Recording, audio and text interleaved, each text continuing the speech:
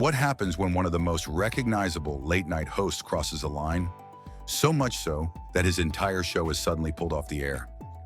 This week, ABC made the stunning decision to suspend Jimmy Kimmel live indefinitely after a controversial monologue about the assassination of conservative activist Charlie Kirk.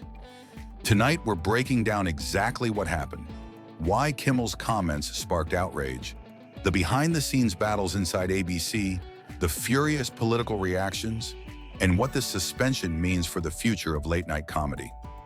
On September 15, 2025, Jimmy Kimmel took to the stage of his long-running show, Jimmy Kimmel Live, with the same confident smile and sharp tongue that had carried him for decades. But instead of lighthearted banter about celebrities, his opening monologue dove headfirst into one of the darkest news stories of the week: the assassination of conservative activist Charlie Kirk. Kimmel's words as they were delivered dripped with both anger and irony. He said, "Many in MAGA land are working very hard to characterize this kid who murdered Charlie Kirk as anything other than one of them, and doing everything they can to score political points from it." In the moment, it may have sounded like a sharp political jab, the kind of biting commentary late-night hosts have thrived on for years. But this time, the punchline wasn't followed by laughter.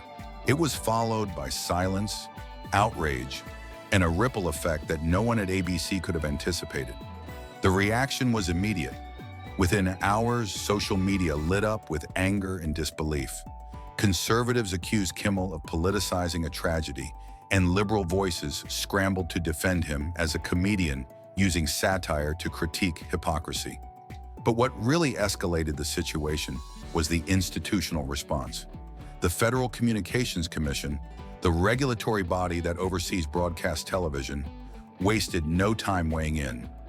FCC Chair Brendan Carr publicly condemned the monologue, calling it misleading and truly sick. He suggested that ABC's broadcast license could be in jeopardy if the network didn't take action. It was an extraordinary rebuke that instantly turned a monologue into a national crisis. At the same time, powerful broadcasting groups like Nexstar Media Group and Sinclair Broadcast Group, two of the largest owners of ABC affiliates across the country, announced they would no longer air Jimmy Kimmel Live. They called the remarks offensive and insensitive. When affiliates revolt, it cuts directly into a network's lifeblood. No affiliates means no distribution, no ratings, and no advertising revenue. In television, that is a death sentence. Inside ABC's headquarters, panic set in. Executives scrambled to manage the firestorm. Standards and practices, the department responsible for reviewing sensitive content before it goes live, was suddenly under scrutiny. How had they let this slip through? Why hadn't anyone flagged Kimmel's remarks in advance? According to insiders, ABC underestimated just how explosive the topic would be. In the past, late-night comedy had pushed boundaries, made political jokes, and stirred controversy without spiraling into regulatory threats. But this was different. The combination of a fresh tragedy, direct accusations against an entire political movement, and an FCC chair openly threatening action created a perfect storm. By September 17, just 2 days after the monologue, ABC made the unprecedented decision. Jimmy Kimmel Live was suspended indefinitely. No timeline for a return, no promise that the show would ever be back. In its place, reruns of Celebrity Family Feud quietly filled the late-night slot. Not everyone agreed with ABC's decision. Hollywood unions, writers and actors quickly came to Kimmel's defense. For them, this wasn't just about Jimmy Kimmel. It was about the right of comedians to speak freely. The Writers Guild of America issued a statement warning that the suspension was a dangerous precedent that chills free expression in satire and comedy. Celebrities and fellow late-night hosts voiced solidarity. Many admitted they didn't agree with Kimmel's remarks, but they insisted that defending his right to say them was more important than silencing him. Even FCC Commissioner Ana M. Gomez, breaking ranks with her chair, defended Kimmel's right to criticize MAGA, framing it as clearly protected under the First Amendment. Meanwhile, conservatives celebrated. Former President Donald Trump praised ABC for finally showing accountability, framing the suspension as a victory against dishonest liberal elites. Republican lawmakers applauded Nexstar and Sinclair for standing up to Hollywood arrogance. For critics of Kimmel, the suspension wasn't about censorship, it was about responsibility. They argued that in the wake of a political assassination, suggesting without evidence that the killer was tied to MAGA was reckless, inflammatory, and dangerous.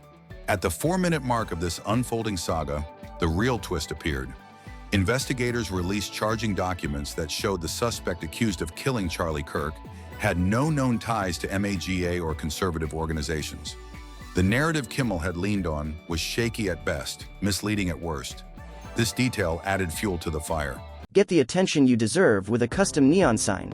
We offer handmade neon signs. Our process is simple. Visit our website, glonio.com, and click Custom Neon Builder for an on-demand experience. Start typing your custom text, choose a font, color, and size. We will handle the rest by handcrafting your LED neon. We also produce high-quality neons to match your business logo by completing the form on our Business Neons page. Now critics could argue not just that Kimmel was offensive, but that he was factually wrong. BC executives knew this weakened any defense they might mount for their hosts. It wasn't just about free speech anymore, it was about accuracy. For fans, the suspension felt like a gut punch. Audiences lined up for live tapings were turned away with little explanation. Social media was filled with confusion and anger. Hashtags like #StandWithKimmel and #BoycottABC trended simultaneously, reflecting a deeply divided public.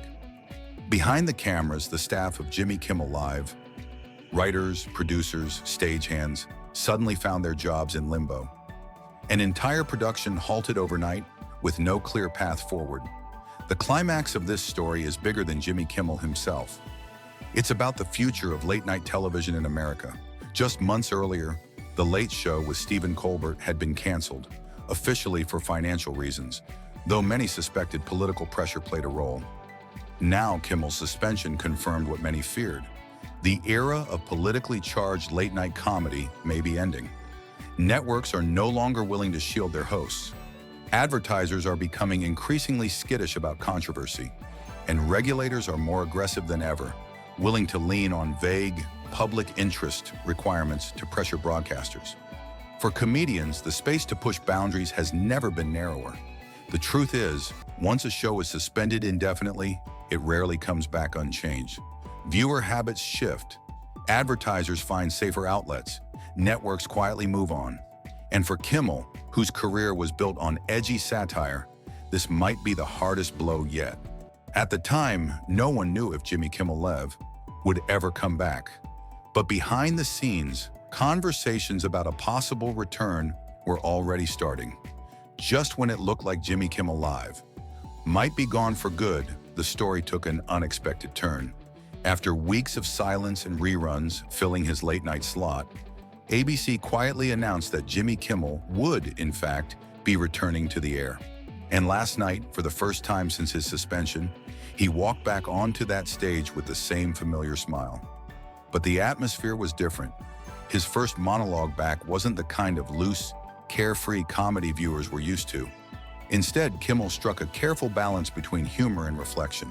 He acknowledged the controversy without diving too deep into the politics, joking about how strange it felt to be replaced by Celebrity Family Feud reruns before moving on to safer ground. It was classic Kimmel, self-aware, witty but cautious, as if testing how far he could go. Fans were thrilled. Social media lit up with hashtags like #KimmelIsBack, with supporters praising him for standing strong through the firestorm.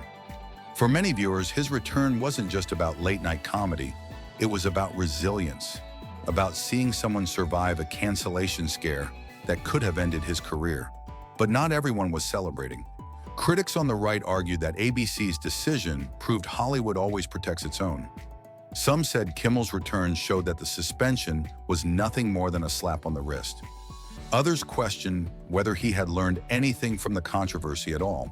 In Washington, lawmakers remained divided, Republicans blasting the comeback, Democrats cheering his resilience. What Kimmel's return really reveals is the precarious place late-night comedy now occupies in American culture.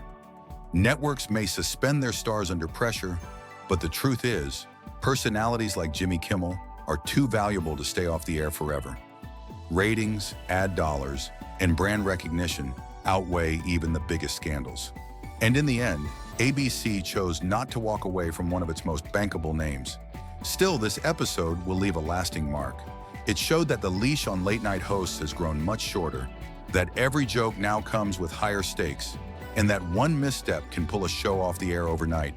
But it also showed that even in a polarized climate, cancellation isn't always permanent. Sometimes the comeback is just as dramatic as the suspension. So what do you think? Did ABC make the right call in bringing Jimmy Kimmel back? Was the suspension enough, or should he have been kept off the air for good? Let me know your thoughts in the comments. And if you want more breakdowns of stories the mainstream media only gives you half of, make sure to hit like, subscribe, and ring that notification bell so you don't miss what's coming next. Because as this saga proves, sometimes the punchline isn't the end of the story, but just the beginning of the comeback.